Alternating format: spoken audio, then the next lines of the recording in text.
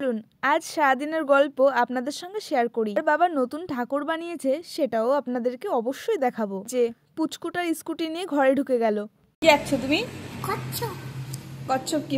আসলে ও কচ্ছপ আঁকতে বসেছে। বাচ্চাদের অনেক বুঝিয়ে কাজ করাতে হয়। ওকে বলেছিলাম কচ্ছপটা তুমি কিভাবে আঁকছো সেটাই আমাকে দেখাও।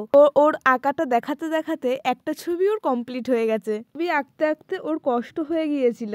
সে সাজে একটু দুষ্টুমিও করে নেয়। ছবি আঁকার থেকে ওর সব থেকে পছন্দের কাজ হচ্ছে রং করা। রংটা বেশ ভালোই মনোযোগ দিয়ে করে। করতে করতে হঠাৎই ওর মনে হলো যে আমার হাতে একটু ডিজাইন করে দেবে। যাদের আবদারে আবার না করা যায় না। আবার কারখানায় যেতে যেতে একটা বাড়িতে দেখলাম আমার পছন্দের ফুল ফুটে আছে, দারুণ সুন্দর লাগছিল।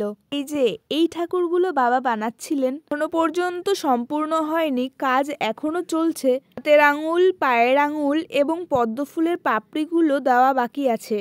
ঠাকুরটা বানাতে বলেছিলেন সিমেন্টের। ঢালাইয়ের সময় আপনাদেরকে সেই ভিডিওটাও শেয়ার করে দেবো। এখান থেকে বাড়ি আসার পথে বেলিয়া গাছের ডাল নিয়ে এসেছিলাম বাড়িতে। এর আগেও কলেজ থেকে আমি ডাল নিয়ে এসেছিলাম, সেগুলো লাগানোর পর বাঁচেনি। আমি ইউটিউবে সার্চ করে দেখেছি গাছগুলোকে কিভাবে লাগাতে হবে, বাড়িতে গিয়ে ঠিক সেইভাবেই লাগাবো। তবে একটা ভাঙা ডাল দিয়েছিল, যেখান থেকে গাছের পাতা বেরিয়েছে তা মাটিতে লাগিয়ে দেব এবং বাদবাকি যে ডালগুলো আছে সেগুলো কাটিং করে দুই দিকে ফাঙ্গাসাইড দিয়ে বালিতে এবং মাটিতে লাগিয়ে দেব।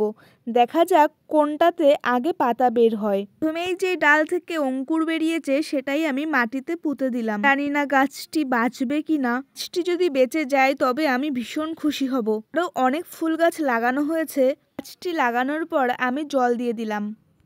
জানি না গাছটা তো লাগানো হয়েই গেছে, এবার গাছটা বাঁচবে কিনা দেখা যাক কি হয়।